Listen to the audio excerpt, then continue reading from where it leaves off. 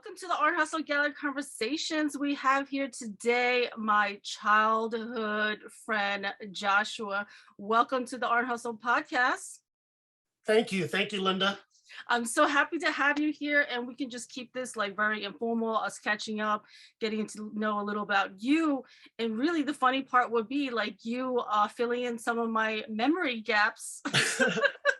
Yeah, I heard your podcast with Rick. Yeah. And it was funny to me because I'm like, how do these guys not remember? You know what I mean? But then I realized, I was thinking, you know what? I came from Central Islip. I'm the youngest of six. I'm the baby of the family. We came from poverty. My parents did not have a lot of money. My dad worked for the state, and he worked in a bakery in where Central Islip, where the hospital grounds. Yeah. He worked there, but then he had a heart attack in ’83, was in disability. So wow. we survived on social services and on, we didn't have a lot. And plus with so many kids. Yeah. But one thing that is the difference is my parents is an intact family. So yeah. I had my mom and dad the whole time, very loving Spanish family, very sheltering. So I remember all the stuff from our childhood. Yeah. You know what I mean? Yeah. So what's funny is that me and you, for a long time, we were in the same classes. I think only fourth grade is the one where we weren't together. Really? So we started from kindergarten all the way? Do you remember Miss Rose in kindergarten? No. You don't remember Miss Paulson in first grade?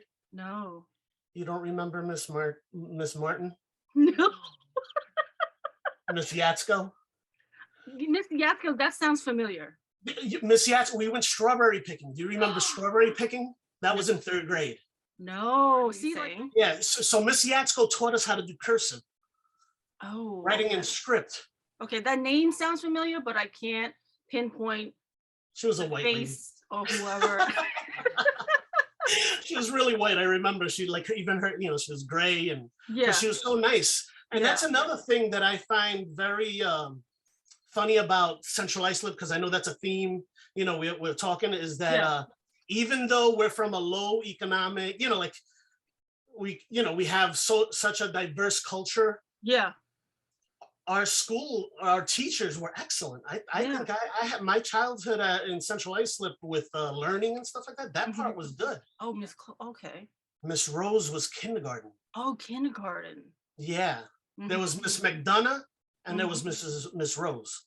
See, I love that you remember this. So you are one of my other missing links of childhood, because I don't remember any of these teachers. Well, and then of course, sixth grade was when we were all together, Rick, you, me, and that class was that was a cool class. We did Kids Day.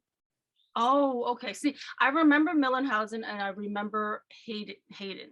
I remember those two classes. But in Millenhausen specifically, we did Kids Day. We remember James Saunders. We did a whole song about Jesse Jackson. Jesse lives and never dies. Oh, yes. Okay, so I'm glad you remember that. I remember standing on a stage singing this song, Jesse lives and never dies. Jesse lives and never dies.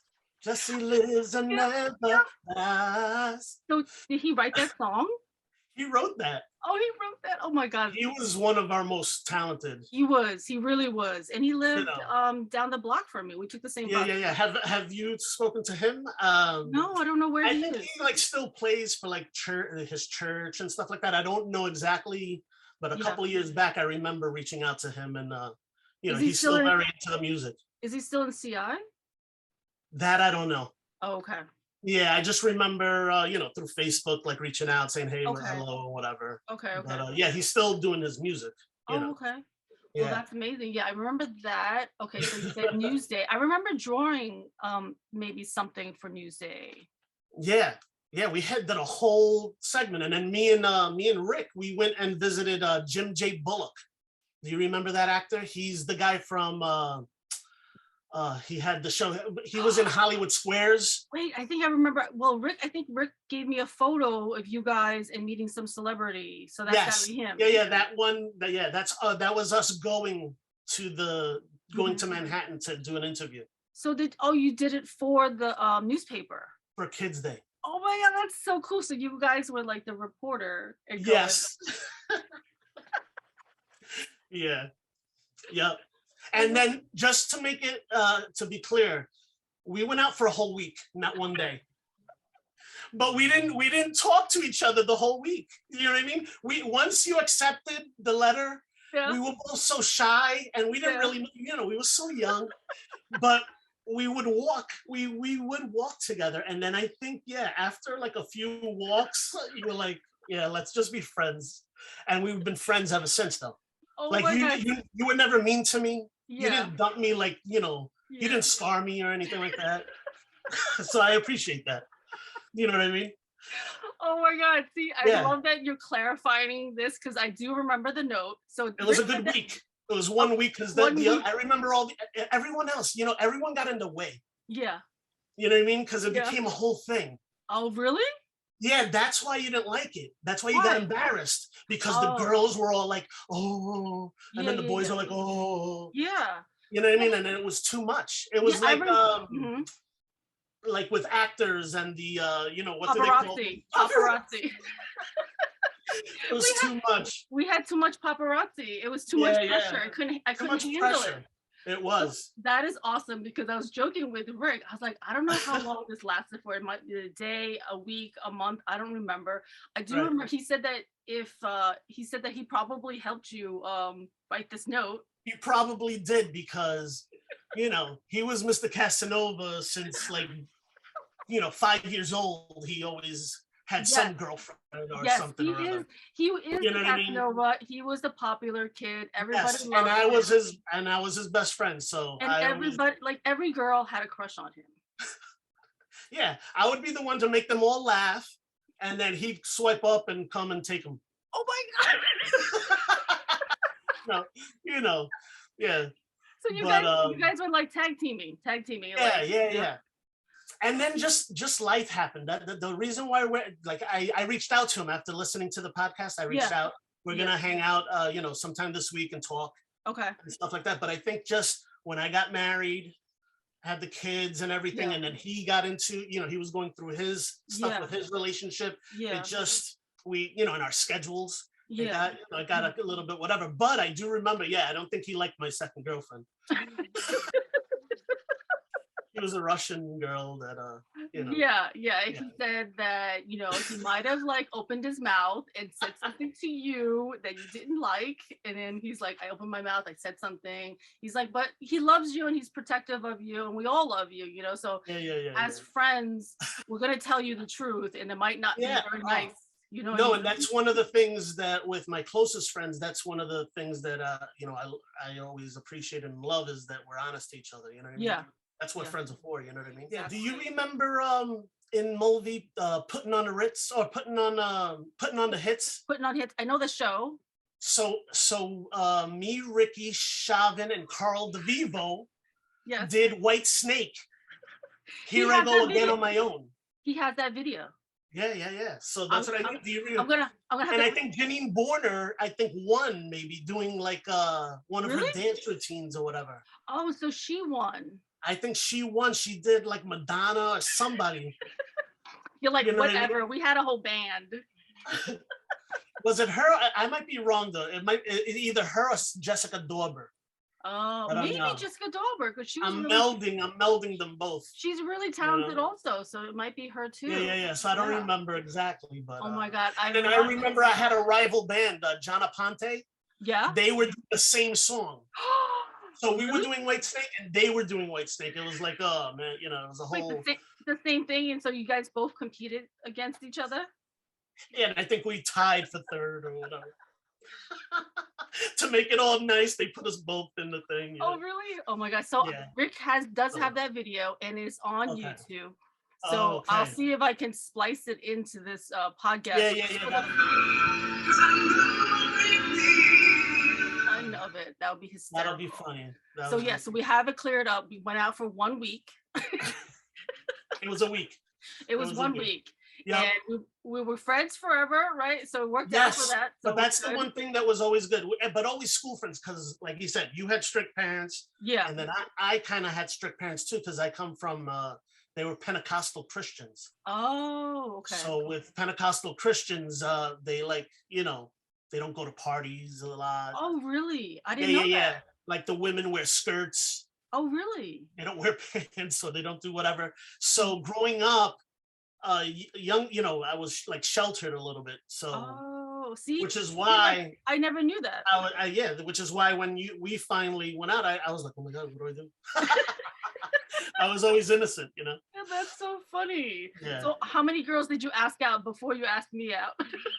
That's what I'm saying. You were my first girlfriend. I was your first but you know, I always had girlfriends though. Yeah, I've always had. I think I had more girlfriends than guy friends. Yeah, yeah. Oh my God! So you were my first boyfriend. And Tanya. Yeah. So Josh, you were my first boyfriend too. So I don't. Which is nice because at least that part was like innocent, you know. It it was innocent. I don't think we did anything. I don't think we did nothing. We did nothing. We might have held hands. We might have. I don't remember holding your hand. No, it was very like an old school kind of things. I think we just walked side by side. I think we just walked. I don't even think we touched hands. I don't think we did anything. All it was, we said yes, and then we would walk together, and then you would start slowing down the line, and I was like, Gosh, what are you doing? Yep. Then junior high, then we switched over to junior high. I got into music. Yeah. And that's when then you got heavy into your art. Yeah, yeah. And then that's where we didn't hang out as much, but we were always cool. Yeah, we were always And then whenever functions happen, and then now the thing that I wanted to say, the best party in the whole world was the LINDALCHEUNG party. Oh. Was that 8th grade? Was that 8th grade or was that 9th? Like, or I don't you remember. threw a party where everybody came. I did. I do remember that. I think I did I feel like I did 1 or 2 parties. You did 1 or 2, but one was like a graduation. I think a graduation party. So maybe it was junior high. I would think it's junior high, maybe, because I feel like we were still young. I think it's either 8th going into 9th. Yeah, and then maybe I did another one in high school. But I think because I remember Monique. I remember Lorraine West. Yes. I remember. We were playing. There was Ouija going on. There was a pool party. There was everything. Pool party. Yeah. It was like crazy. Cool. It was crazy. Like everybody was there. It was during the song Poison. I remember poison, poison, poison, poison, poison. You know what I mean? I remember that in the background somewhere. You know, it was during that time frame whenever that song came out. Yeah, my parties were like a hit. I remember Mike Ackerman always reminds me. He's like, Linda, you were so mean to me. You didn't want to you didn't talk to me. You didn't want to invite me to your party. I was like, I don't remember this, but I guess we just weren't that close. But Mike Ackerman is the man. But once I knew he wanted to come, I was like, you should come. You know. He helped me get my house in Bohemia. He was my lawyer. Yeah, That's awesome. He's a real estate lawyer. Yeah. I had lunch with him. He owns his own firm. Yeah, I had lunch with him a couple years ago. Yeah. Mm-hmm. With me, I was always a part of each of those groups. Mm-hmm. Like I was friends with like Gary and Rick were like my best friends forever. Yeah. But then I also was really good friends with Mike Velasquez and Sean and Cedro and all of them. Yeah. And that's where, it was always like I melded. And then I used to just hang out with the girls, which was with Angie and Tanya and Gina, of course, and stuff like that. Mm-hmm. And then, but then we graduated, and then that I didn't graduate with you guys. I graduated the summer. Oh, okay. That was a big scandal. Oh, see, I totally forgot that. I probably knew. Mr. Paris. Oh, really? Yeah. I had a paper due. Yeah. And I handed it in. We had it in like first period. Yeah. I handed it in like 5th period or something like that. I came late. Oh, really? And he didn't accept it. Really? And so then I messed up that class. Oh my God. So then I had to do summer school. Graduated high school, and then I haven't talked to you for about 28 years, probably. Yeah, that was it. 28 years, Josh. I know, it's crazy. It's crazy. So you went to Parsons, I think? I originally went to Syracuse University for a year. Oh, Syracuse. So I went there for a year and a half, and then I wasn't happy there, and then I transferred over to Parsons, and I graduated in '99. I see. From Parsons. Mm-hmm. And then like your career kind of went right. It went right into doing stuff. I mean, since 1999 until 2020, I've been doing fashion. Yeah. So I've been doing that ever since. And then I feel like when I got let go is when I had to figure out how to pivot and then change my career and find my happiness. I had gotten a divorce. My mom had died. So all of that was kind of like a rebirth of trying to find my way back to me. Right.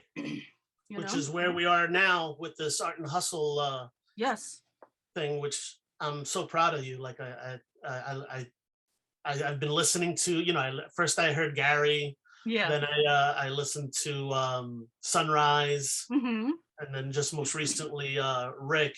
Yeah.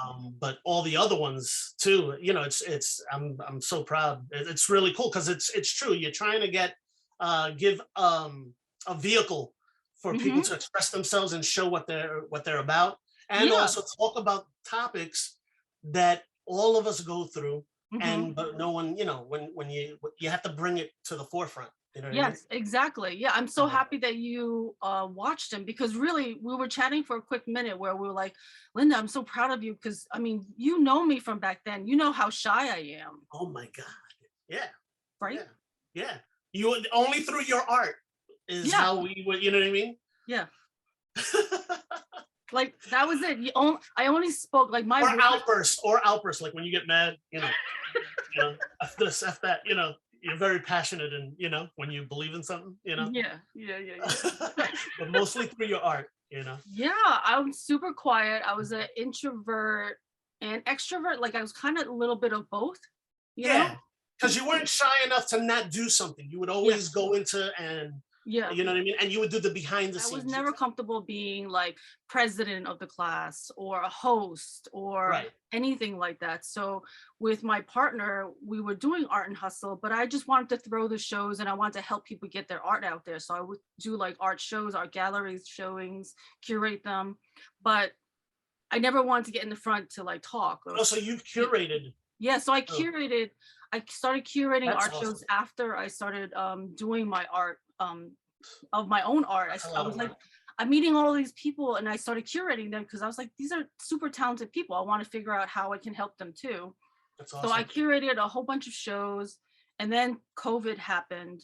And then I was like, Dave was like, listen. Then you started making masks. Yeah, I was doing masks for like a year, like a whole Chinese sweatshop. Which my wife told me at the end of this whole thing, I need a mug, and I need some hats and stuff. Okay. So, at the end, Awesome. I'll get for the whole crew. Yeah, and then you'll just do like a whole photo.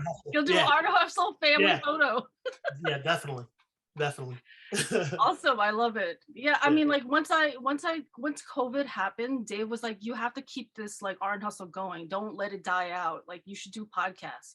And originally I've said this to everybody. Dave is the man then. So I thought that we would do the podcast together. It would be me, him, and the guest. And he's just like, no, like this is yours. I want you to shine.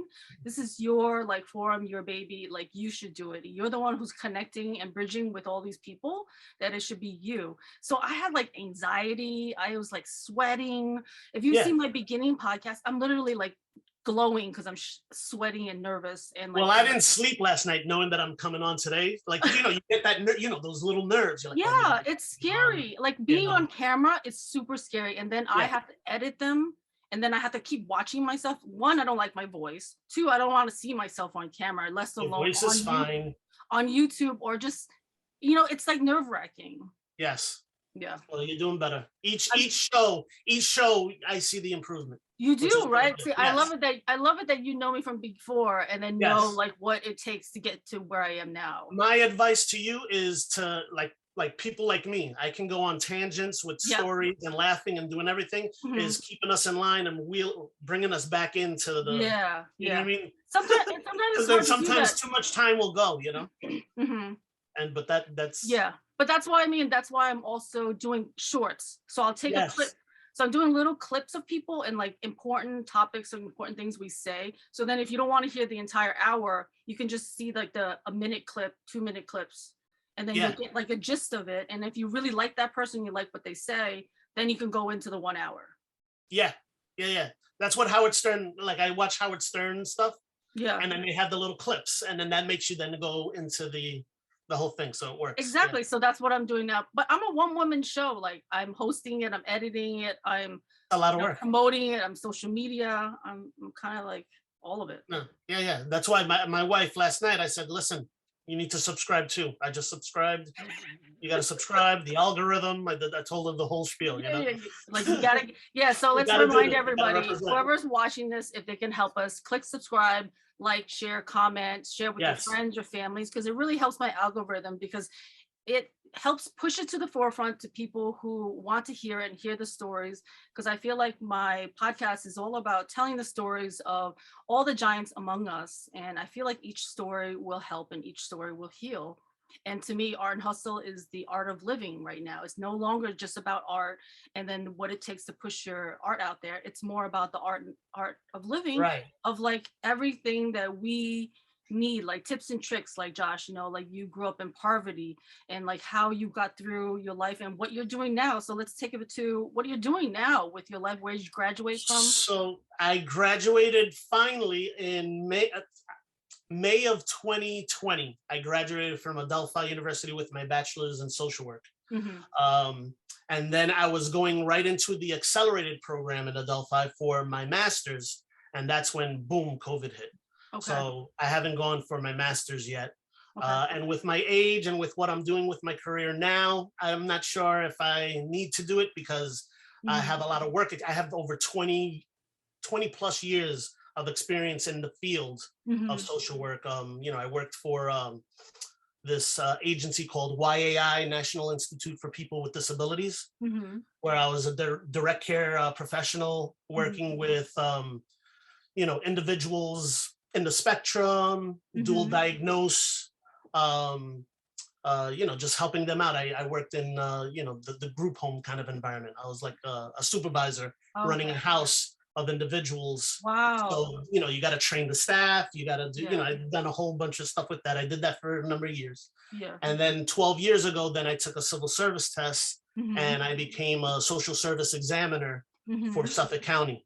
And that's where we, I either approve or deny benefits. Temporary assistance is cash benefits. SNAP benefits is food stamps for people.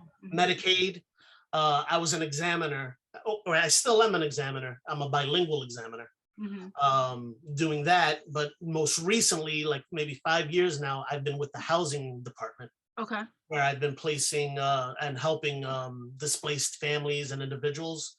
So I basically anyone in Suffolk County, if they're homeless and they call emergency, help, I'm one of the people who take in the information, find a location, and tell them to go there. Wow. Help the homeless is what Oh, I do Josh, for my normal. I'm so proud of you. You've done so much and gone so far. I'm so proud of you.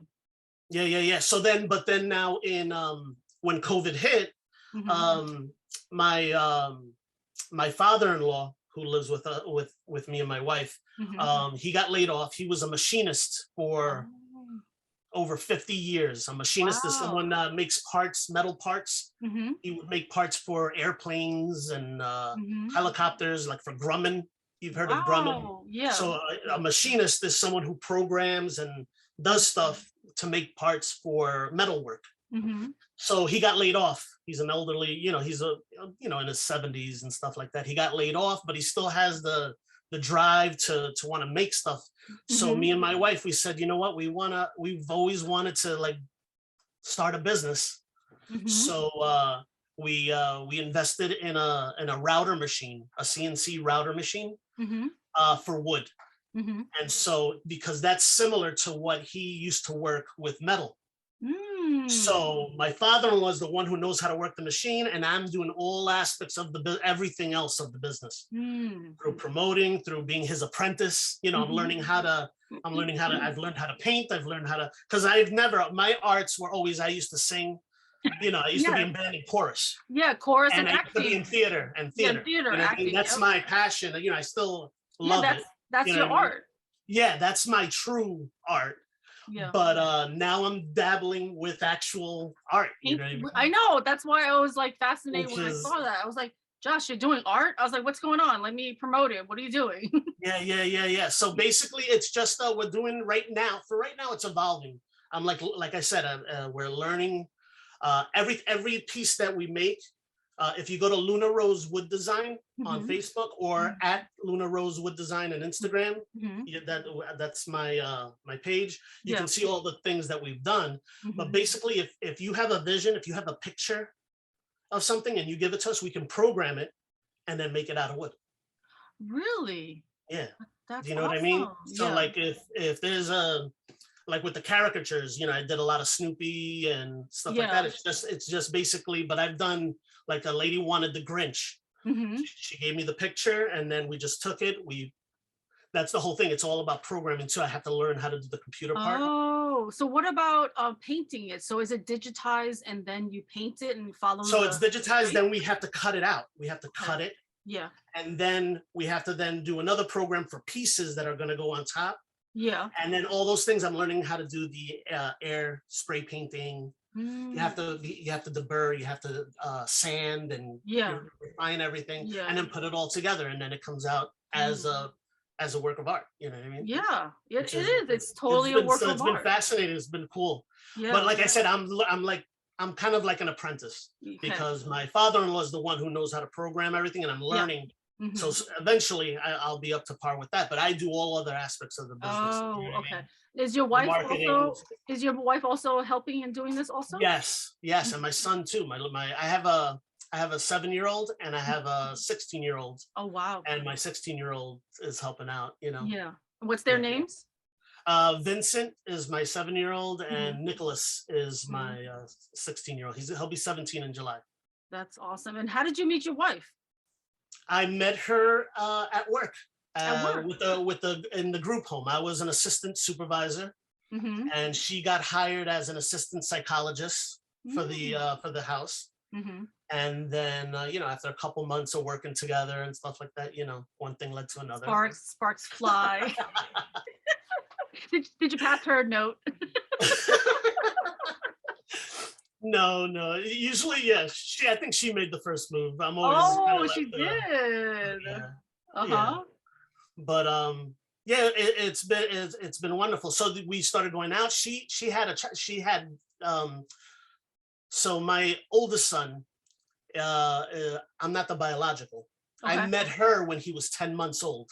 Oh, wow. Really? But yeah, Wow. but when we started going out, it just went full force, and Mhm. I've been daddy ever since. Wow. So And then, how long so have you now, guys like, been together? since 2006. 2006. Okay. Yeah. And he was born in 2005. So Mhm. and then 5 years ago, I finalized, I totally adopted him. So he is my son. That's Yeah. amazing. And then my little Oh, guy brings us all together. You know what I that's mean? awesome. That's beautiful. That's Yeah. It's beautiful. awesome. It's really cool. That's a beautiful story. I'm so happy that Yep. you came into the picture in his life and him and to Yep. be his father and Throughout that whole time, I was always working, trying to finish up my college. yeah. But what ended up happening is that I let my wife finish up school. So she's got her license. She's a LMSW. So What is that? she's um licensed masters in social work. Okay. I have my BSW. I just Okay. have my bachelor's in social work. Okay. But she went to school, she did everything, and then once she was done, then it was my turn, and then that's why, Mhm. like, I didn't graduate right away. Okay. A lot of, you know, I was Mhm. too immature at a young age.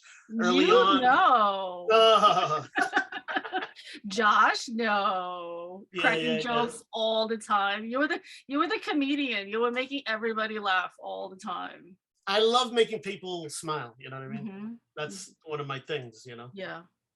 And that's another thing that I've had to learn is that I'm very giving of people and stuff like that, but I needed to concentrate on me. That's what I realized after my mom had passed away. She passed away in 2013. And that's when I realized, you can't give all of you, because then No, you have nothing else left for yourself. And then you start becoming upset or resentful or having a midlife crisis where, listen, I just got to do this for me. Like you start going into this like craziness of just doing everything for yourself. And that's not healthy either. So you got to find a good balance. definitely. And then yeah, I heard through the podcast with Ricky about with your mom, and Mhm. I was very touched. That's like deep stuff. You know what I mean? Like Yeah. just crazy, and how horrible the conditions over there. It's insane. Like just all of that, and plus my childhood and experience in China. So like my childhood in China, that's like I think I might have to connect the two and put it all into a book because it was Right, just crazy. Like all of that was just insane. right. And then for me, just I took care. I know how you feel with the passing of parents too. Both my mom and dad have passed away. Mhm. But in the last years, I kind of took the responsibility of caring for them. I Wow. was their And caretaker when also. when was that? When did they both pass So away? so it's my dad passed away on my birthday, January 5th of 2015. Wow. But the amazing, like I've been so blessed and lucky because at that time my wife was pregnant with my little guy, Vincent. Mm-hmm. He was born on January 9th. So Really? my dad passed away on my birthday, the 5th, and then on his funeral day, my dad's funeral day, my wife gave birth to my son. Oh, wow. So it's like my dad passed, and then my son was like the rebirth. It's like You the know what I mean? rebirth. It's like, yeah, like, And for us, for healing, for yeah. bereavement and everything, it was like heaven sent to have a newborn child Yeah. to care for, Yeah. because it helped with my mom. My mom, you know, Mm-hmm. um, grieving her husband. Now, when I put the baby right in front of her, that kind of like helped also. Yeah, It yeah. just going through, those Yeah, those it's times and sad. The everything. mourning, and you mourn for a long time. Oh my goodness. Yeah, yeah. So when he passed away, my mom, it's so funny. My dad was always the strong one in the family Mm-hmm. out of the two. Yeah. He would watch over my mom. And then at the end, because of cancer, it just Yeah. like boop and went faster. My mom, though, has been struggling with dementia. She was always struggling Oh, okay. with stuff like that. So he would always take care of her. And then Yeah. all of a sudden, boom, he was the one who got sick. So it was very Wow. shocking because from like November to January, that was it with my dad. It was Really? very, it What was what did he have? so he's old. My parents are old school. Again, I'm the youngest of six kids. My mom had me when she was 46 years old. Mm. That's So like me. I I'm had, 46 now. I can have a baby. that's what I'm saying. So growing up, my older brother and sister, people thought that they were my parents, and they Yeah. thought my mom and dad were my grandparents growing Oh, up. yeah, yeah, You know what I mean? So yeah. they were always, I was always with the older side. You know what I mean? They were Okay. always old. Yeah. You know, and so then as time went by, she had issues with, again, the dementia, Oh, which dementia. is Okay. forgetful. Yeah, which is Yeah. where you forget things. You Yeah. know, And then she'd you start always remember forgetting. who we are. Okay. You forget people too. Yes, but they would never go to actual doctors. They would just go to, Yeah. like, if they got sick, they'd go Yeah. to a clinic. So Okay. my dad never got checked really for things Oh. until it was way too late. Yeah, yeah, yeah. So once they realized, yeah, he had cancer all over inside Really? and stuff. Yeah. Oh, wow. So then so when he passed away, it was kind of shocking, but it was nice also that it happened kind of fast. Okay. With my mom, it was a lot more a longer, drawn out kind of a Really? thing, So how which long was a was lot she having harder. dementia? So I'd say she died at 88 years old. Mm-hmm. By by around 75, you could start seeing the little signs Oh, again. And it, gradually it progresses and progresses. But Mhm. once my dad was gone, then someone had to take charge and take over, and And take that's care of where. her. Yeah. So I have a couple of siblings that are away. They live in Buffalo, they live in Florida. Then I have Mhm. some siblings that are here too. Yeah. But since I'm already a social worker, I'm already was in tune with the Mhm. different dynamics of the medical and Mhm. keeping up with everything with her. It just made sense that I take over. Okay. You know what I mean? Okay. Um, but it was a very hard thing because I'm the youngest of six. So a lot of times my older siblings had opinions Yeah. on the care for my mom. Yeah. Yeah. And but ultimately, you know, I was the one dealing with it. You know what I mean? Like if they Mhm. wanted their input, they could have helped, Yeah, if you, in yeah, care. exactly. It's kind of like So it's the same thing as like when my mom passed away. Like people have their opinions, but we were in China right. and we had to figure it out. That's it. So And you the did the best you could with exactly, what you had. that's the And main that was thing. my philosophy. I'm like, listen, this is the cards that were dealt, and I was the one doing it. And I really tried my best to just give her the best quality of care until the Exactly. end. You did You the know what I best mean? you could, and that's what we're all doing, and that's what this podcast is that what did you have? How did you get through? What tips and tricks? Like we're all trying to wing it here, and we're all trying to just do the best we can. Right. So basically, what I had to do was we had to get my mom out of the original house she was, and then Hmm. she moved into my house. So that then, and we made her like a little studio apartment. Hmm. And then, thank goodness, through this program called CDPAP. I forget what the acronym stands for, but it's basically through through the government. A nurse does an assessment on your parent and sees how deficient they are. Like my mom couldn't really walk. Um, she had a lot of ailments and sicknesses and Hmm. stuff. So I was able to get 10 hours a day uh, aid service. That's great. And then what was really good about the CDPAP program is that I would be the administrator to her case. Hmm. Through CDPAP, I could hire the staff that I wanted to. So Really? you can hire Wow. family members. You can have like a Yeah. brother, a sibling, an aunt, Hmm. or an uncle. You can hire them, and then they get paid through this CDPAP program. Hmm. Um, and then because a lot of times with a lot of elderly, you have to go through an agency Yeah. where you get strangers taking care of your family. Hmm. You know what I They mean? don't You don't know care. who they are, and you don't know who they are. Hmm.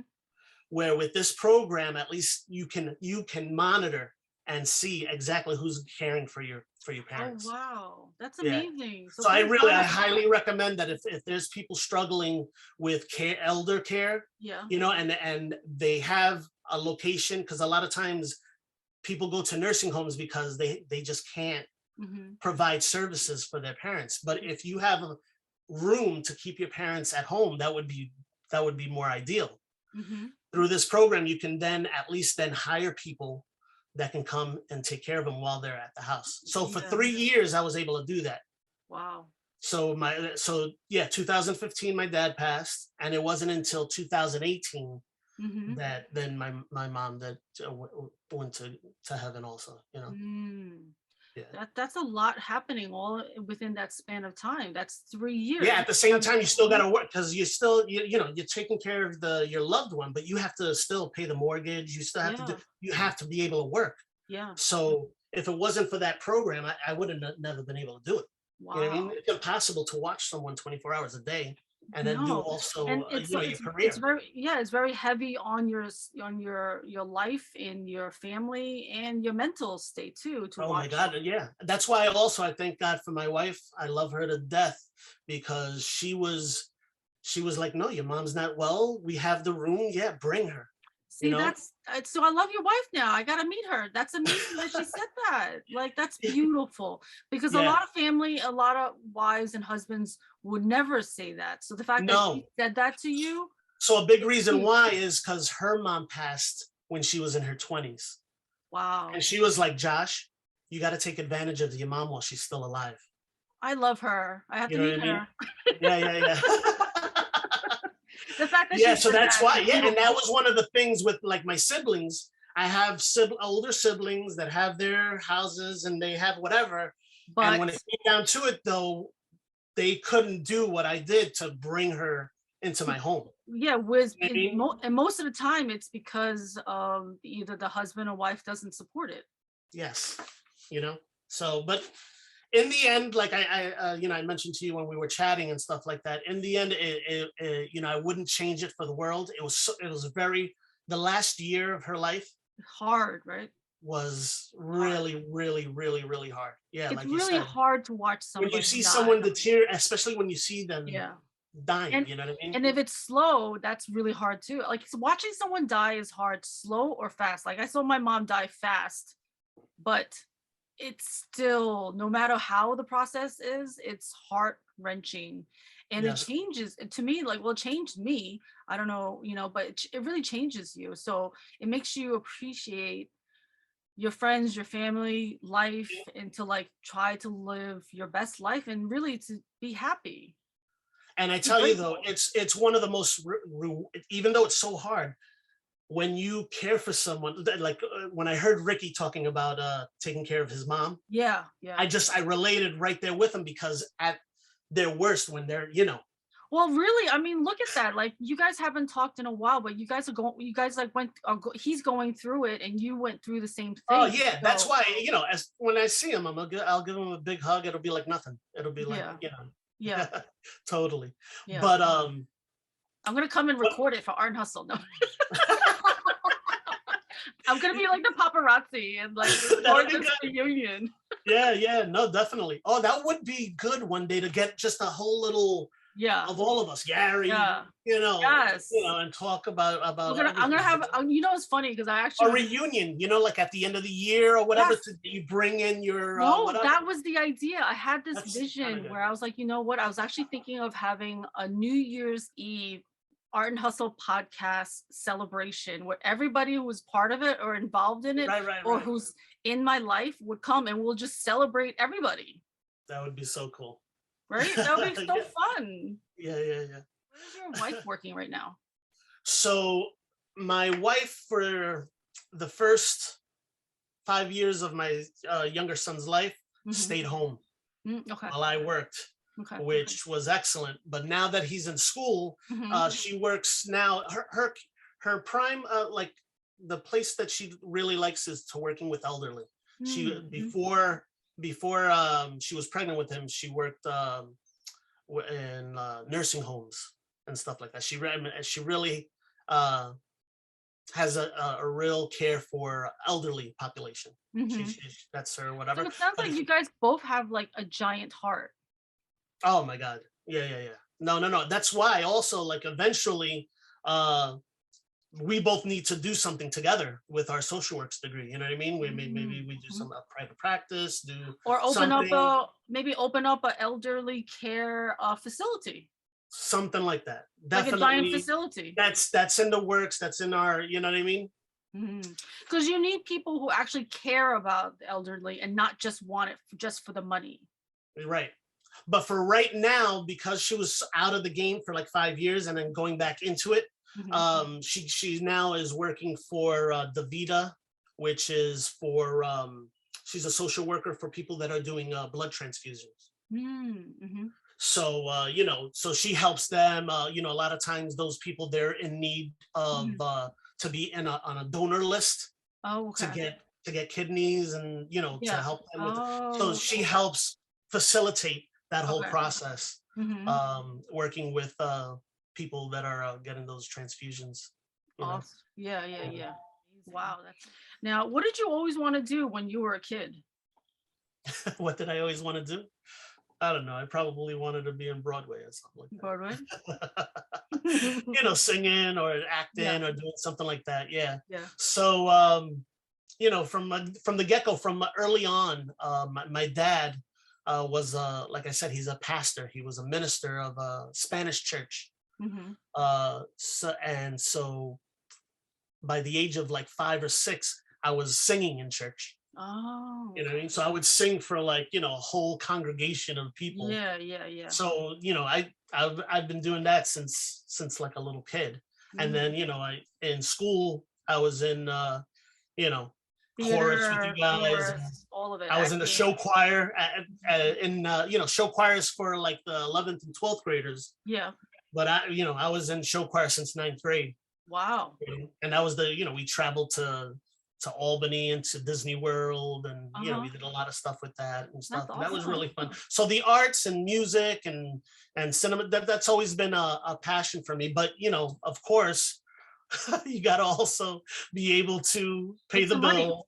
Yeah. Make some money. Yeah. You get kids, you got to do everything. So that's where it's been. So now I'm praying to God that this new endeavor that I'm in, like it's in the beginning stages, but that it could be the catalyst for creativity and to start, like, if this business goes well, then I can veer out and do other things too. You know what I mean? Yeah. So That'd be amazing, because like we said before, you have to make sure you take time for your own like loves and passions and creativity, because you don't want to get to a place where you're like hustling so much and then you forget about yourself and then you are not fully happy, because that's what happened to me. Like, I felt like I gave my all to my family and kids, and to really like the stepping stone of like, oh, I have to not be a starving artist. Like, my goal was always to not be a starving artist, but never was it like something I wanted to fully do that fulfilled me. And so I would always do everything for everybody else. But then when the kids would go to sleep is when I would do a side hustle or something creative just for me, just so I would feel good. But I always did them where it eventually could sell on Etsy. So like, eventually, do you sell your stuff on Etsy? So that's the whole thing. That's where we're leading to. We're very close right now. This year, basically what's happening is that once we make a character or a piece, then we can always make that piece. But in programming a piece, that takes time. So this year, every new season, holiday, like right now, Halloween's coming up and Christmas, like we got to start making things, and so that's why it's taking time to just build that portfolio. But once we have it, once you have it as a program made, then you can just press the button and then it does it. Well, you still got to do all the stuff, but you just press that button. At least like it started, the setup is started. Okay. Yes. So that's why it's a little bit slow right now, because we're building our portfolio of different items and things. So I don't want to launch on Etsy and then boom, people start ordering and whatever, and we're not ready to be able to. So that's where like when you're ready, you can launch it on there, and then eventually you can launch it on Amazon too. Yeah. So that's where we're at. And then I reached out to Gary when I listened to the podcast too, and he's gonna help me out to set myself up, through like starting up a web page and all that. Gary's those are things that I gotta.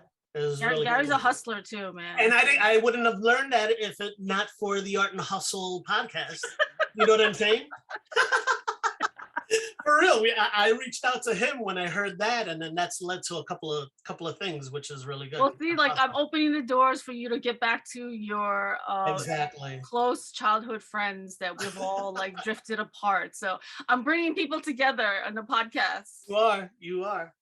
Oh man. That's so funny, but this is my computer and I love this computer. So here's what I want to say about this is that my first two podcasts were in my bedroom. Okay. So I totally understand where you're coming to. Podcasts were in my bedroom because that's where I was most comfortable, and I wasn't ready to move to a different location yet, because it's really stressful to put yourself on a podcast and start talking and interviewing and figuring it all out. So I was like, listen, my girlfriend was I did it with my girlfriend in California, and she was a really good friend of mine in the fashion industry. So I haven't talked to her in like 10 years. So I was like, listen, let's just catch up on the podcast. Let's just catch up. Like, let's stop texting. Let's just go on it. I'd rather just jump on a podcast. That way. And I like that style too, because you get the good stories, everything comes out. Because then it's like authentic, where we haven't talked to each other in 28 years. I haven't talked to her in 10 years. So the excitement that we're getting on the camera is genuine, because we literally haven't talked to each other that long. And so I told her, I was like, listen, I'm just going to put it out there. Hopefully we didn't just ramble on and make no sense, but it actually turned out really good. And it was the first one. So the first two that you'll see on my podcast, if you go scroll all the way back, they're in my bedroom. What's her name again? Karen Slater. Slater, yes. Okay, Karen Slater. Yeah. So yeah, it's okay. This is where you're comfortable, and eventually when you get more comfortable doing them, because I'm sure we're going to do more podcasts with you too. Yeah. You Yeah, know? yeah. We could even one day include my wife, like, Yeah, yeah, definitely. clown Exactly. and like, but deep down inside, I was always shy also in group settings or in Mhm. settings where you have to talk. And then for me, what brought me out was Greece. Really? Yeah, do you remember Greece? Yes, I have a picture of it. And that was where I got the lead, my artistic sense. But then that was where people then were like, "Oh, that's the guy who did that," or "That's whatever." Oh, And then that's really? where, and then that's where I feel, because I think, yes, I was always both me and you, we were always like on the popular side Yeah, but we of, were always shy. Like but we were always, yeah, on that yeah. middle whatever. And then that show kind of then brought me out. That was Mm. where then, I even got junior prom king. Who would have thought Yeah. Josh Benitez gets prom Yes. king? Yes. It was all from that. You know what I mean? Because if that didn't happen, now that would have never happened. But hey, like that But it was helped you funny. bring you out of your shell, right? It did, and it let me know that like another confidence that you are Mm. talented, you can do Yes. things. You know what I mean? So did you And finally see yourself after doing that? Like, because a lot of us go through life and we don't really see who we are. Other people will see us better of like our talents and our creativity, but then like sometimes we don't see it. yeah, so I think one of the things with me is that I've always been just that outgoing sense, that heart, like my energy has always been outgoing. But Mhm. once doing something and coming out successful like that, then it was like, oh wow, yeah, just keep on doing it. And then that's where we, from then on, we did the once upon a mattress. Mhm. We did MASH Mhm. in school, all those Mhm. different things. Yeah. Those were all really good times where we all got together. Yeah. And that's why I think our class as a whole, 1994 class, was very strong, very We were shocked talented. over the things that he was telling me because I was like, I didn't know Yeah. that. So basically, me and you, we were always like that second top. Mhm. There was like the honors, and we Yeah. were right below the honors. Yes. Yes. We were the B plus A, Yes. not the A pluses. You know what I mean? So Exactly. we were always in that kind of a thing. And then Rick, he says he was on that whatever, and then he went down to like the third round, that third level, But and then apparently he got up to the second, but and then that's when he was supposed to be trajectory of like the smarter kids, I think, right? yeah. Oh Lord, it's so I mean, funny. you never know what's gonna happen. I think And it's then Gary is a funny character because you see this guy when he was younger, just a star athlete and everything, and a brain. You know what I mean? But Mhm. sometimes also with him, if you just look at him, you're like, "Who is this freaking guy? This guy Mhm. is he gonna He's beat gonna me up?" beat you up. He's gonna kick your ass. Is the Yeah, look that he'll give you, like, don't mess with me. right. So I was always lucky that I was always friends with the studs and the whatever. So I was lucky. I never got beat up on or nothing because Yeah. you Well, know that's the thing. We both had that it wasn't that I experience. know how to fight, but Well, I was that's the friends thing. with Like, Ricky and I had Gary. the No same one's gonna mess with experience me. with you. Is that I was friends with the smart kids. I was friends with the other kids who were Yeah. like popular and whatever. So no one really messed with me because they knew I was friends with both sides. But Yes. I feel like there was one time where someone actually did not like me and wanted to get into a fight with me, right? And I Oh, was, a girl? yeah, a girl. Do you a bigger remember? a bigger girl than me. Oh And my so goodness. I think someone talked to her. It was either Monique or Lorraine said I was something. gonna say it had to have been Monique. Monique would It's be got, yeah, it was the either peer Monique. I think mediator. You know what I it mean? was probably Monique. I think it was probably Monique. Monique said something to her and then she didn't mess with me again. Yeah. Either Monique said something or Lorraine West would have been like, "What?" And just Yeah. So thank God, like we were friends, like those were all our really good friends. So thank God for that, because otherwise people yeah. would I think probably, we also, we're just we're nice people, and Mhm. I was cool to everybody. Yeah. If you approach me, I'm gonna talk to you, and that's how I Mhm. am now. Yeah. Also, you know what I mean? That's, I'm yeah, definitely a exactly. people person, Mhm. and with my job and everything else, when I'm like on the phone, so basically just to go into like right now, Yeah. I work for emergency services. So Okay. basically social services is open from 8 to 5 p.m. When they're closed, that's when emergency services kicks in. So Okay. people that work in the emergency services unit, they work nights, weekends, and holidays. Wow. So that's why it's for the past year now that I switched over to that, it's been a blessing because I'm available during the day. I work nights and weekends. You know what I mean? So it's given me an opportunity now to do this side business with the with Luna Rose wood design. Yeah, with your father during the day. Yep. And also try to express myself in anything that interests me now. I'm gonna try to go for because I have that opportunity to go for it. You know what I mean? And we're going to start it with the podcast where, you get to express yourself here. Oh my God. When I see it, I'm going to be like, oh Lord. But, it's hard seeing yourself for the first time. The funny thing is that after I edit them, like I'm watching it, but I'm not really hearing myself. The only time I actually see myself fully is when I put it on the TV YouTube. Oh, I was going to tell you, your most recent makeup thing. Yeah. That was so good. Which one? The ones with the music that you introduced. Yeah. Those were really good. Thank you. So, I started that because I was doing fun photo shoots with some people that I was working with on Sundays. But then like I'm also trying to figure out how to engage more people on social media and YouTube and doing more reels, doing more shorts. And I love being creative, and I was trying to think of something to do. I originally wanted to do a cracked doll photo shoot with these people, but we didn't have enough time. So I was like, I really still want to do this cracked doll. So I was like, I'm just going to do it on myself and I'll just record it. And so that was the first one. So basically you record the whole entire time and then you do time lapse type stuff. Well, actually that one I actually started. So on the iPhone, there's a time lapse on there. So I just clicked on time lapse and let it record as I'm doing everything. And so it's already sped up. Yeah. See, that's the technology part is where I need to start trying to get a grasp on. Well, if you need any help, I'm like really experienced with like the websites, social media, editing, and like all of that. So the main key is just keep doing little videos of everything you're working on, because everyone only wants to see videos. Right.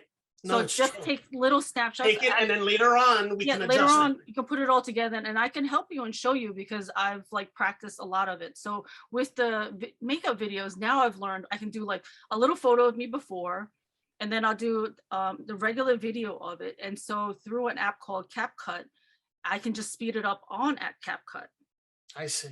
So it'll speed it up. I was thinking of, I was telling my father-in-law, maybe if I took also pictures of us making it. Yes. Making the piece so that they see that it's handmade, you know what I mean? That we're making it. That's what's the excitement of it. That's what I love to see is the process. I love to see you got the piece of wood, you just started programming, just take little videos of it, and then we can speed it up on CapCut and make it look like a time lapse. And I can show you how to do that. I'll come out one day, I'll meet your wife and kids, and I'll show you. And then voila, you get one of these. Yeah, exactly. That was a perfect product placement right there. I want to see the Long Island. I want to see the Long Island one. I love that one. Oh, I have it right here. Yeah, show us the Long Island one. Yeah.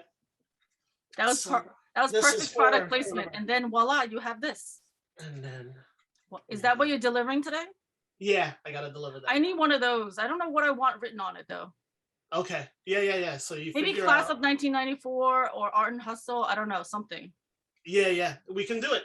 That's basically that. So that's the other part that I need to try to figure out how to market in that. Like right now I'm doing this outdoor decor, indoor decor, but the sky's the limit of what I can do, because it's not just that I'm making cartoon characters and stuff. It's like if a client wants something, we can create it type of customize it. Yeah.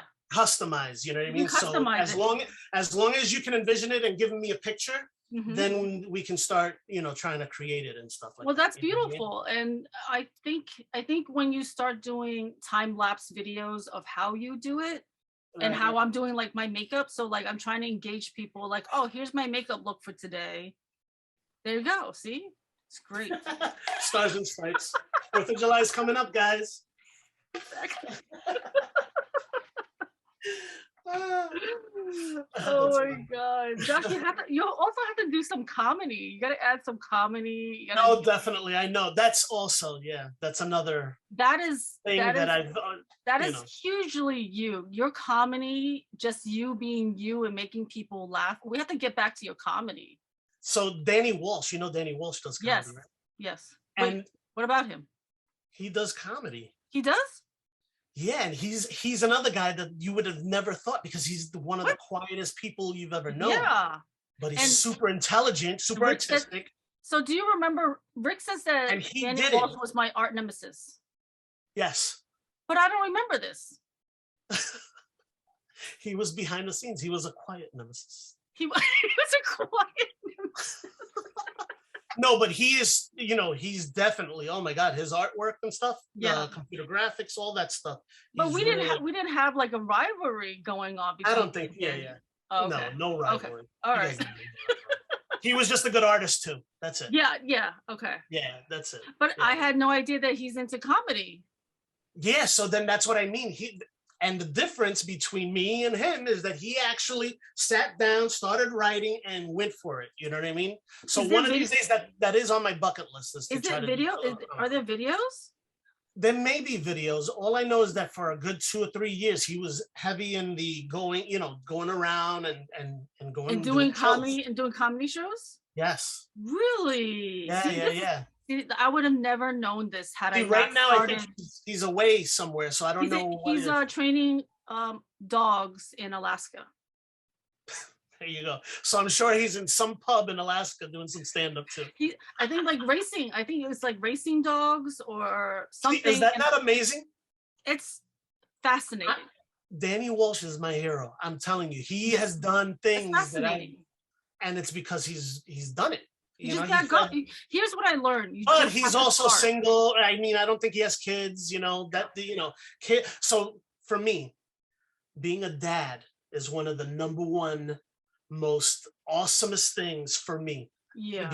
Being a husband and being a father is the world. So now that I have this new job also, it's freed me up to be available for my kids during the day. Oh, so I love it. Yes. So like now for summers I'm available with them. You know, we're going to go to the beach every day. We're going to be doing, you know, going to camps. My little guy, he does piano. That's amazing. Yeah, once a week we do an hour a week with lessons. He does tennis. We thought that was a good social distance sport, and he's doing really good with tennis. He does soccer. So my little guy is a little like me. He's very outgoing. You know what I mean? If you remember me as a little kid, yes, and you see my little guy, you'll be like, oh my God, yeah, that's Josh. Really? Wow. Yeah. He's a little, yeah, he's awesome. That and then on the other side, my older one right now, he's 16, gonna be 17. He is he never really got into sports or you know, a lot of different things with the groups and stuff like that, but he did get into the Boy Scouts. Okay. And he is right now working on his Eagle project. Ooh. And Eagle is the highest rank for the Boy Scouts. So he's very close to attaining that. Wow. And that's going to be a big deal for him because you know, he's worked a lot of years to trying to attain that. That's awesome. So I'm proud of him with that too. Right now he's making a giant Adirondack chair for the Sweetbriar Nature Preserve. I want one of those. It's going to be so cool. You've seen them, right? Those big chairs. I know. I want one of them. They look so cool. Yeah. So, you know, he's going to build one of those and put it at the nature preserve for the kids, the little kids section.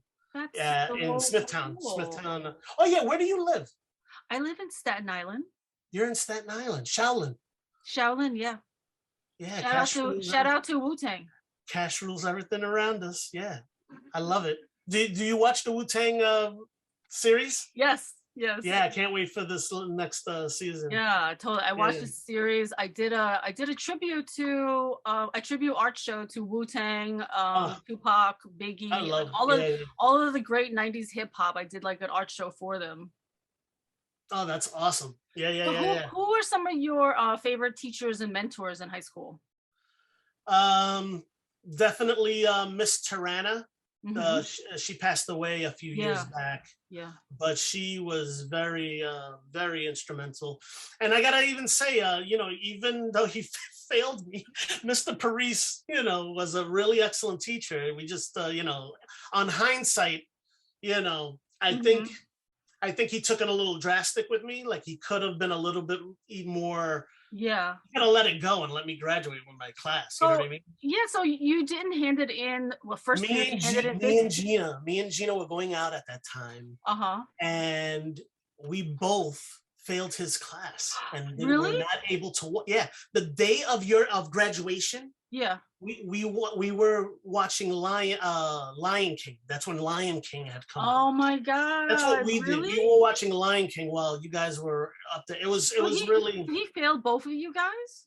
Yeah. Very traumatic. But he was a good teacher. He was a good teacher. Like drama class and everything. I was one of my more like that's the whole thing. During Grease, during MASH, he was one of the ones who, directing and all that. And I was one of his star pupils. So he kind of took it more. He was a lot harder on me, I believe, than others, because I've been already through so many things with him. You know what I mean? All the shows and everything that he had a part in, I was like one of his main people and go to, whatever. And then when it came to the class, But you still handed it in that day. Did Gina? I don't know if Gina did, but I definitely handed in my paper, but I handed it in like, it was due the day of your class and I had it first period. On that day, I handed it in the fifth period. He's like, what are you doing? Oh no. Why weren't you here this morning? You knew, the whole whatever, where I was like, he was acting too parental. You know what I mean? My teacher didn't just fake it. Like, just stop acting so parental. Like, listen, I still gave it into you today. Yeah. Not like so that was tomorrow. the one little like traumatic thing is that I didn't get to walk with you guys. I didn't get to walk. So here, Josh. So the funny thing is, like, things I always wanted to do in high school. I never had a real date for a prom. So I want to do a prom, and we'll do it. Yeah. I'm gonna bring a date to a prom, and then we'll have a graduation, and then you can walk through. That's funny. Oh my God. You gotta heal those childhood traumas. Yes. Yeah. Heal it. For growth purposes. Exactly. So what is one of your favorite memories from childhood? One of my greatest memories from childhood? Friends and family or whoever. God, that's a good question. I guess one of my most favorite childhood memories would be another group of kids that I used to hang out with when we were little, was Paul Lazzarino. Remember Paul? Yes. Matt Kuzo. Yes, I know him. Eric Hyam. Yes, yeah, I know him. And Carl DeVivo. Yes, he lived down the street from me. Right by Janine Borner's. Next door to Janine Borner. Everyone had a crush on Carl DeVivo too.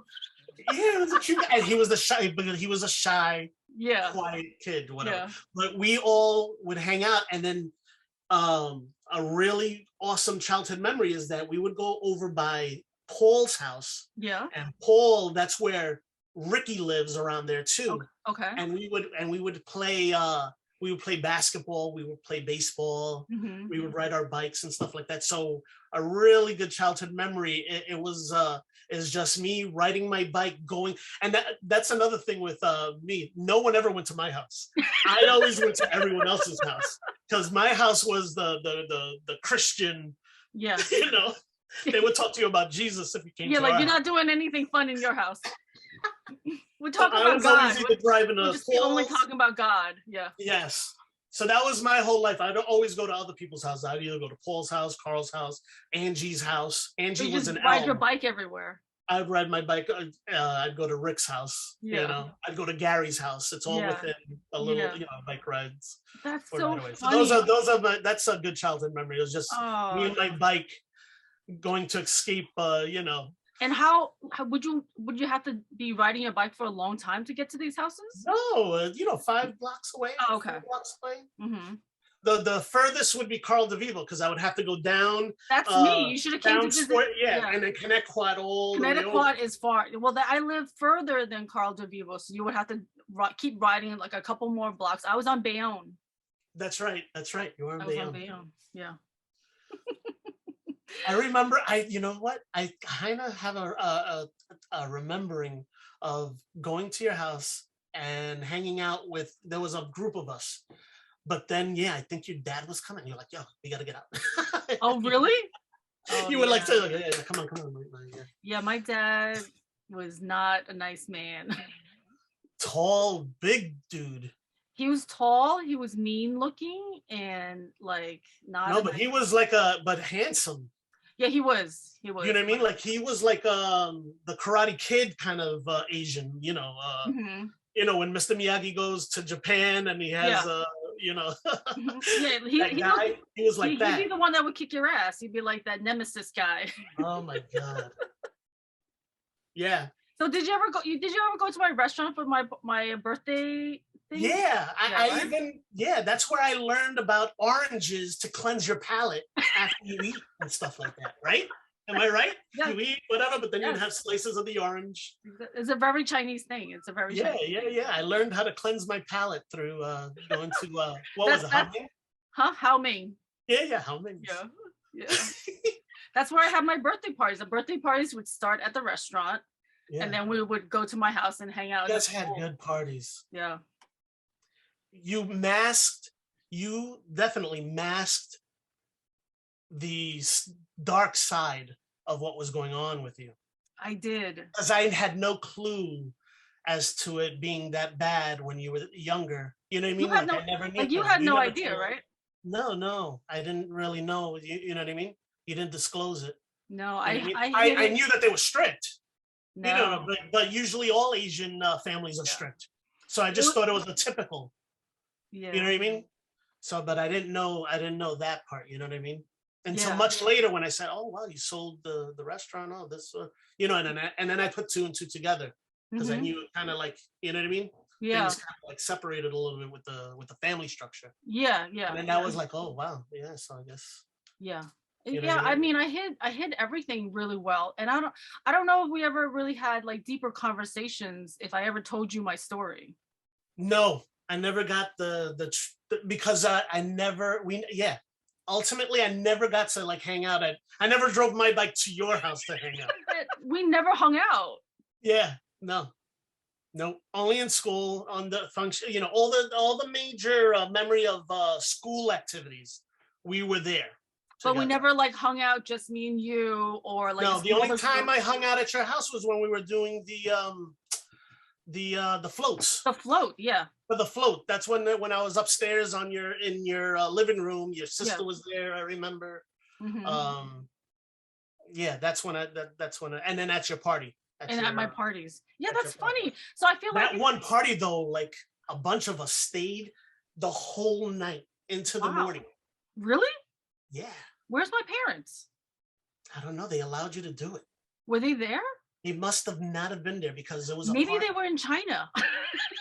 They might have been. This was for either the 8th grade or the 9th, like whatever that party was. So wait a minute, you guys stayed till the morning? Yeah. Really? So then maybe my parents Lorraine, Monique, Jordan, me, we were playing games all night long and blah, blah, blah. Yeah. Was my sister there? Was my sister there? I think she might have been there.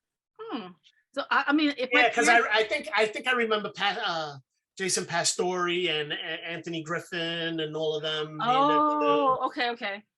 So who knows? Maybe it was a mix. I don't know. Maybe it was a summer party or something like that. So because everyone was there. Yeah. Wow, my parents must have been in China if I was able to have people there till the morning. Like there would be no way that we can hang out and be loud if my parents were there. Yeah, they must have been gone. Yeah. No, like eventually I'm gonna write my book and the stories that I have of how I grew up, because no one would see ever the horror of my life at home. You know what I was thinking? For you to get grasp a better picture, that our like how our classes were, I'm sure it has to be open book. Like under records, under the history, Mhm. like where we could see who our teachers were, what Mm. classes we were in. That Mhm. would be good to look up, just Yeah. as historical accuracy Yeah. Yeah. of stuff. That would be interesting. Because that's the thing, from second grade to that whole first grade all the way till fifth grade, because definitely fifth grade, Miss Hayden and Miss Yeah, Millenhouse. that's where I remember. I lost first to fifth.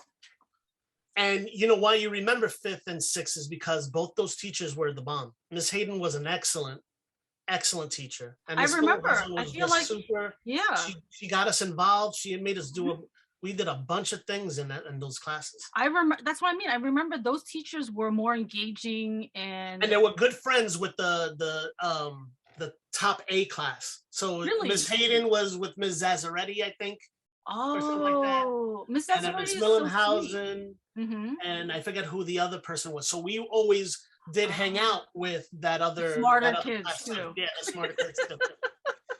That's funny. The smarter kids like Trang Lee.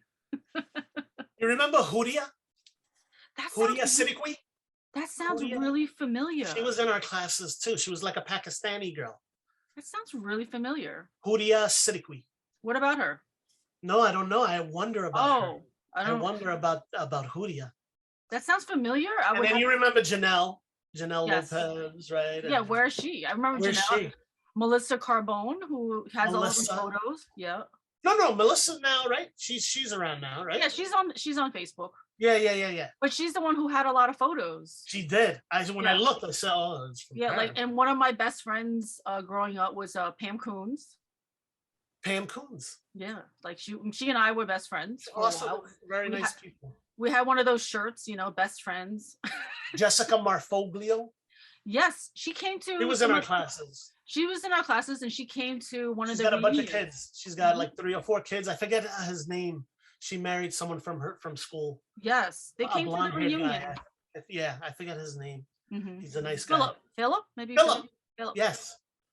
Yeah, it's Philip. Yep. I haven't seen them, talked to them. I haven't seen anybody. They came to my last reunion that I organized. Oh, that's nice. Okay, have you ever been to another country? Mexico. Mexico. When I lived in San Diego. Oh, you did. Yeah. So I early on remember my high school sweetheart was Gina Benitez. We both failed English together, right? And But went then to see Lion King. Yeah, and went to Lion King. So then she went away to school. She went to Texas, and then she went to San Diego. Okay. And I went to San Diego, and we like lived together for 2 years. Really? Yeah. That was in I 2000. probably knew this, but I probably forgot. Yeah. So then, but then it didn't work out. Like that move Oh. was good in a sense because then It opened your eyes. It not opened my eyes. It didn't work out. We Oh. went our separate ways. We were still always, Okay. friendly. Good with each other. But at least, it's good to part ways so that then you can, get on with your life. And at least you knew and you tried. Yeah. Right. Yep. But the experience of San Diego was excellent. Really? Yeah. San Diego, California was beautiful. I love California. Like, And I always thought that I would move to San Francisco. San Francisco is beautiful. Mhm. Yeah. And the culture there is awesome. Yeah. But in San Diego, my first 8 months, I sublet an apartment for a couple that was they were photographers, Uh-huh. and they went to Australia to take photos. Yeah. So they wanted someone to watch their apartment for them while they were gone because they had plants and a whole bunch of stuff. Yeah. So I got it for a really good price. Wow. And it was right on the boardwalk. It was oceanfront. So for the first like 6 or 7 months of me, you were living the life. You were like I was living right in Mission Beach, which is right next to Pacific Beach. Okay. Right on the boardwalk, and my backyard was the ocean. Wow. It was the best. That's beautiful. Yep. Then like when that ended, then that's when I actually moved in with Gina, and then that was the beginning of the end. So a tip would be don't move in with somebody. Yeah. The big tip is like, take your time moving in. That's a like I said, if you're gonna do it because then you'll realize you'll get your answer though.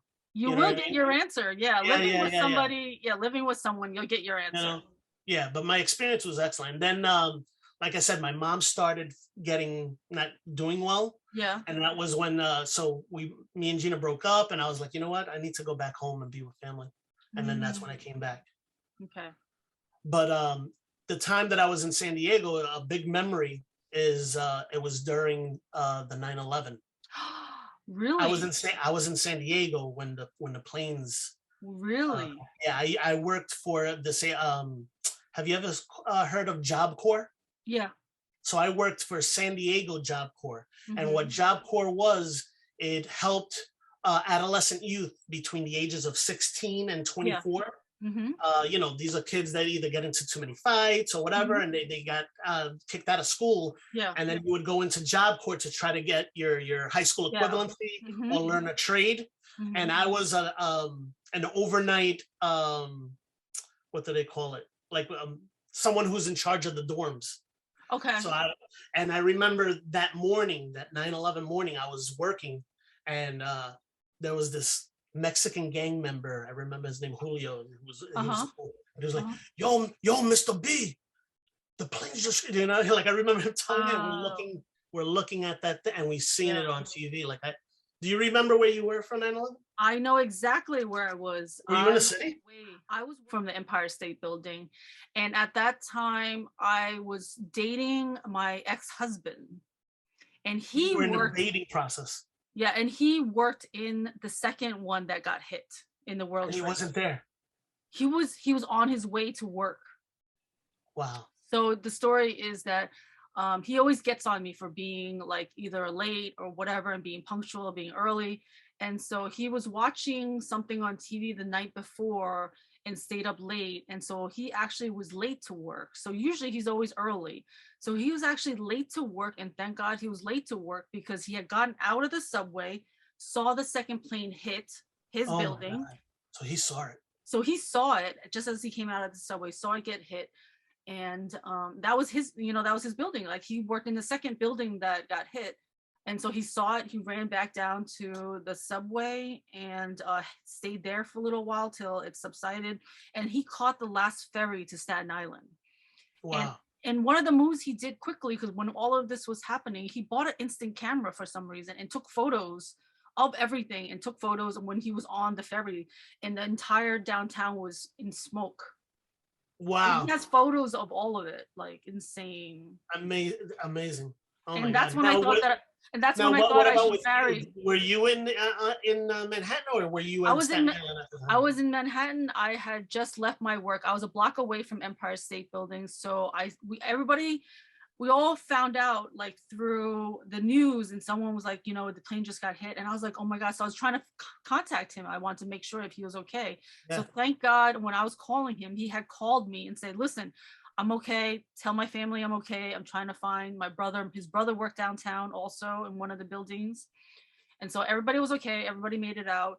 And I left my work and just started wandering around. I was like, I don't know what to do. Like, I can't get home. So what do I do? So I started walking, and I actually ran into a couple of my friends on the street. And so we all went to someone's apartment, stayed there to watch the news while all of it was happening. So we went to like a block away, stayed in someone's apartment, and just watched what was Yeah, happening. I remember leaving my job, and where I lived in San Diego, the airport was nearby, so the airplanes would always fly kind of low and stuff. And I remember that day was the scariest thing because you didn't know if it was going to be the whole country. You know what I Yeah, mean? yeah. Being whatever, Mhm. and yeah, just crazy. I have two girls, one boy, one girl. My son is the youngest one. He's 11.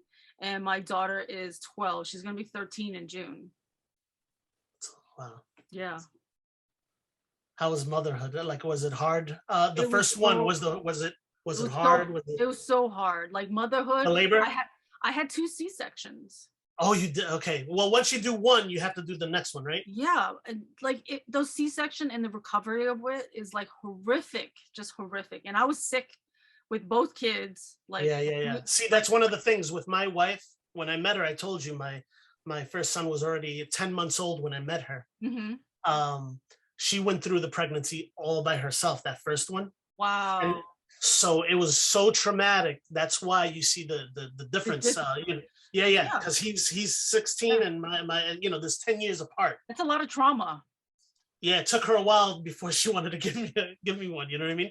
But I gotta Exactly. say, for the one that was with me, I was there with her every step of the way through Hmm. the Oh pregnancy, my, through of the course, whatever, because and you're an amazing guy, it Josh. was and she did it naturally.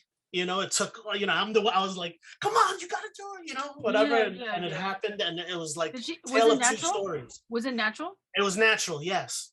Wow. And I gotta say, my older child, he does have special needs. Was he natural He's or C-section? no, they did it natural, Okay. but they had to induce her. They had to take him out with, Oh, it okay. was a It was whole hard. thing. It was Then hard. he had failure to thrive. Oh There was a no. whole bunch of stuff with my older one Hmm. where, like I said, he's not on the spectrum, but there was a chromosomal Okay. deficiency in Oh, growing up where yeah. it's led to some disabilities and stuff. But he's Okay. good. Okay. That's why I'm so proud of him Yeah. when he completes this eagle thing Yeah. and gets his eagle rank. Oh, It's gonna be like almost like college for me with him because it's yeah. a real accomplishment. You know what I mean? Yeah. It's so cool. Um, but it shows you though that when you do have like a spouse that is right there with you and is how much, because my little guy, he is like he's so advanced, he's so Mhm. smart, he's Mhm. doing really well. Mhm. He was breastfed, all that stuff. And I don't know, I think that, you know what I mean, Well, like I think it really you could see it's the difference in it's liquid trajectories gold. of both kids, It's where liquid my gold. older Yeah. one had to struggle and go through so much, Yeah. where with the younger one it's totally different, and it's because of that, that intact family, and that Mhm. all those things matter, you know what I mean. It does. And It that's really why, so does. I All of just, it one of matters. my things is to just, that's instinctively in me, is just to care, for the ones you love, Mhm. and seeing them grow. It's like one of the best things. So my job now, working at nights, I'm loving it because it gives me an opportunity to be with my kids even more, you know what I Yeah. mean. And Mhm. it's been a blessing, you know what I mean. So I'm praying to God that this little side business starts kicking in, where Mhm. then we can then expand, get more machines, do whatever we got to do, so Mhm. that then I could really actualize my dreams, which is to do the other things Comedy. that I want to do. Comedy. You gotta do comedy. You gotta do some acting. Those are your passions, right? Yeah. I That's think so you funny. definitely need to do that because no matter what, like it's gonna always want to be expressed in whichever way possible. Like Yeah, it's gonna come out. what do you think the purpose of life is? The purpose of life. The purpose of life is to live, love, laugh. Yeah, I think that's my mantra always. You know what I mean? And no matter the good times or bad times, I've always tried to keep that positivity, and to try to look at things half full as opposed to half empty. You know Hmm. what I mean? Hmm. Try to look at the beauty of everybody. You know what I mean? Even one of the things I've learned in as a social worker, working with clients, not all of them are good people. Some of the Mm, people that I help are are people that have done bad things. really? Yeah. So, like for example, sex offenders, Really? when they get out of jail, and they're out and they're in Suffolk County, and then now they're Housing. homeless. Oh. I have to I have to find shelter for them. Oh my God. You know what I mean? Yeah. And ultimately, you know, what you have to do as you have to be professional about it, is, you have to separate the crime from the person. And at this moment, even Uh-huh. though this person's done whatever, I have to provide them a service. You know what I mean? So, Wow. you know what I That's mean? hard. Like, it is hard, especially when you know what they've done. You know what I mean? Like Really? if you know or whatever. So Yeah, yeah. the things like that. You know what I mean? But ultimately, everyone's a human being, and Mhm, ultimately, like when you're in the moment with someone, and mhm, that's one of the things we learn in social work too, is to be active listening, which means be in the moment, be in the present moment with someone. Everyone still, either hunger, thirst, needs shelter. Those basic needs have have to to be be met, met. have Do to you know be what I met. mean? Yeah. And then with individuals that are not the best, then what you hope is that the system does what it should, you know to whatever transgression they did, that they pay for what they did. You know what Mhm, I mean? But then mhm. ultimately, everyone's a human being, and we got to help everybody. You know what I mean? Yeah. So, but it's hard. It's really hard. That's gotta be really hard. Yeah, that's just one example. And Okay. then there's other ones where it's just people are they have either substance abuse issues, or they have mental health issues, Mhm. and they just are repeatedly they just can't better themselves, and you got to try to help them too. So that's one of the things that working in Oh, social yeah. services. Okay. My next question is, what do you think the secret to a happy marriage or relationship is? That's got to be honesty, you know um communication and honesty. Like definitely no one's perfect. I know, with me, it may look like I'm perfect. No, no. Of course, me But too. Me too. when Don't I look your perfect? partner sees you every day and sees, those things, definitely what makes it to the next day is the fact that we can be honest with each other, and let that other partner know what's going on. You know what I mean? Mhm. When you keep things in that have to be communicated, eventually it's like a tea kettle. You know what I mean? Heating up, and then eventually, like, it'll be like nothing, and then that one little thing you'll burst, and That's what I used to be. yeah, ticking a little ticking time bomb. Mhm. And then your partner's like, where is this coming from? And it's Yeah. because you've been holding it in from the Yeah. so one of the things, um definitely, is to try to keep those open lines of communication going, Mhm. and express love. You know what I mean? Like, Mhm. any moment I can be mushy, I try to be mushy. Mhm. You know what I mean? That's great. I mean, and also everyone has different love languages, so like you have to be able to give that type of love to your husband or wife that they receive it more. Either it's like affection or Yeah, like food, dinner out, or cooking, yeah. some whatever it is And that I'm overwhelming for her too. Like sometimes she's like, Josh, please. You know what I mean? you overwhelming. No. That was funny Oh, when you were saying that I freaking made you walk with me all yeah. slow. I was like, oh my I God, I'm embarrassed so you. embarrassed. I'm breaking up with you right now. I was laughing. I was like, oh God. I know.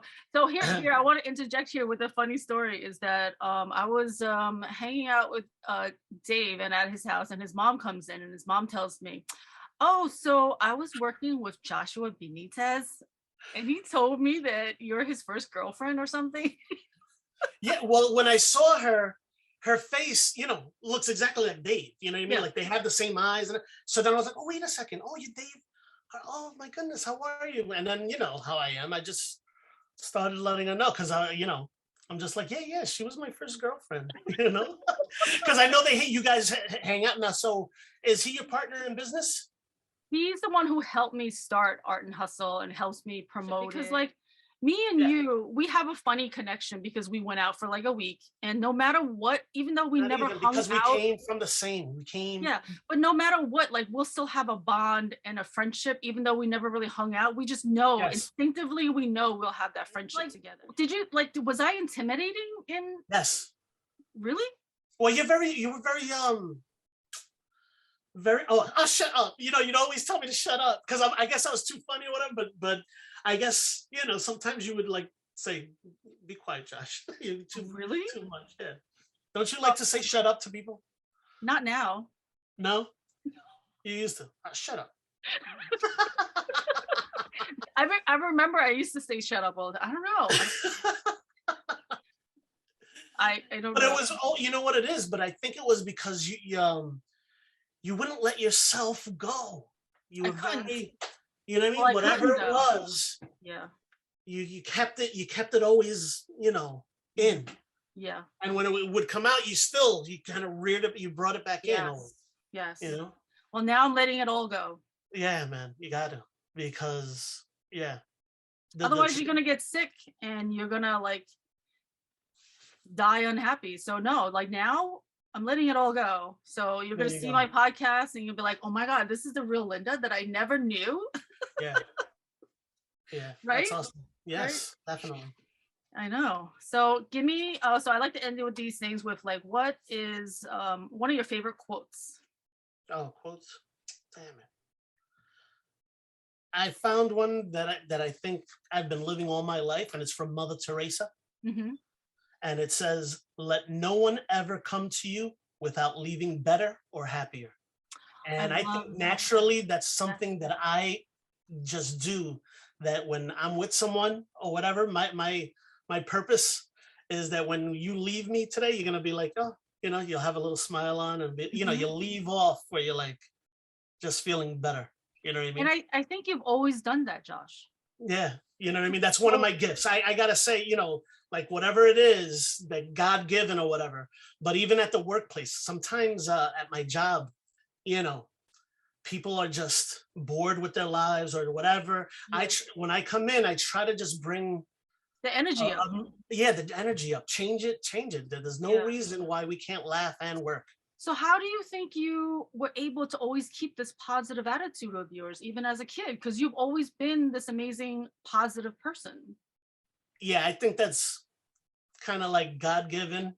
Okay. I think, because that there's no figuring it out. I've been trying to figure out how even through like some of the hard times, you know what I mean? Yeah. How I can do that. And I just thank God that my mindset is to be solution oriented. You know what I mean? Mm-hmm. That's a great word. Solution oriented. Instead of complaining about it, mm-hmm. bring it to the forefront. But then, so what do we got to do? What do we got to, what can we do to make it better? That's the hustle. That's the hustle right there. Yeah, to try to focus on, instead of focusing maybe on the situation, how negative it is. Yeah. Let's take a step back. Let's take the emotion out. And let's and that's where Gary kind of comes into play. I've learned that from him too, is, like chess, try to see the moves, ahead of time. And that's what's taken me a while to learn. And I think with maturity now, I'm 46, I'm a 46-year-old now. Back when I was younger, it was more reaction and living in the moment and stuff like that. But living in the moment is good, but at times you got to take back, breathe, think, and think. What are those next steps that need to happen to actualize, you know what I mean? To get to where you want to go. Yeah. That's beautiful. And I'm glad that you have grown up. Oh, yeah. Kids, wife. Yes, well, I'm really happy. Responsibilities, making sure your mortgage is paid, all those things kind of wise you up and make you say, hey, listen, stop fooling around. Well, I mean, that's the thing. A lot of people don't grow up and don't realize all the things they have to do. So, I mean, I commend you for being able to bring all those things together and all the life lessons that you. So now, for me, one of the most important things now too is also health. I need to get that in point. Yes. Because that's something, again, that I would neglect to do other things. And I want to be around for my little guy's graduation. You know what I mean? Well, that's what I had to really realize too, is making yourself a priority and focusing on the things that make you happy, but also your health. Your health is your wealth. Yeah. Without your health, you won't be there for your family, your friends. We're the temple. This is my temple. So, you know what I mean? You have to respect. And it's crazy how you know it, but you don't do it. You just stay where you're, you know what I mean? So that's one of my goals for this year. Okay. Is to stop fooling around and who knows? Well, we're gonna have to do more podcasts. We're gonna have to do more podcasts. Maybe we'll do a podcast of your health and wellness being. So every time you come on, you can tell us the state of the union of how your Yes. life is. Yeah. That's one of the things I'm gonna be with Gary. Okay. He's gonna help me with that a I little will bit make you too. accountable too, because I'm going to bring you on. Good. It's been so much fun though. This has been so much fun, and I'm so Keep happy. doing it. Keep doing what you're doing. You know what I mean? Because your talent is there, and it's so beautiful to see it, flourish. I appreciate it so much, since we've gone from first grade on to high school together, and this is beautiful. One last question. What advice would you give your younger self? Oh, my younger self? Hmm. Yeah. Not everyone has to laugh at your jokes. All right. You don't have to please everybody. Just make sure that the people who matter are doing well. You know what I mean? And that's one of the biggest things is I was too much for people who in reality they pretend to be nice to you or whatever, and really they have no, they're just like, oh, you know what I mean? And it took maturity for me to realize that, you know what I mean? That's a huge life lessons right there, Josh. Yeah. You know You what I have mean? grown up to be a great, caring, loving man, husband, everything, and I'm so proud of you. I'm so happy that we've Thank been you. able to sit here and chat, and we're gonna do this again. Yeah, definitely. We'll Okay. include, either by myself or with some others. Yeah, It'll be good. we'll definitely do this again, We'll and I figure it thank out. you so much. And I want everybody who made it to the end of this to make sure that you click subscribe, because I feel like Yes. we are all Any of my friends who see this now, please subscribe. All right, because I know once we air this, click the then button, all my wherever it is. you know what I mean? Yes, Definitely. because it helps the Thank algorithm, you. helps us get out, and I have to eventually get monetized, so this will definitely help me. So I appreciate you, and have a great day, and tell the family I said hi. I'm gonna come visit and help you with your business. Thank you so much, Linda. Okay, bye-bye. All right, bye.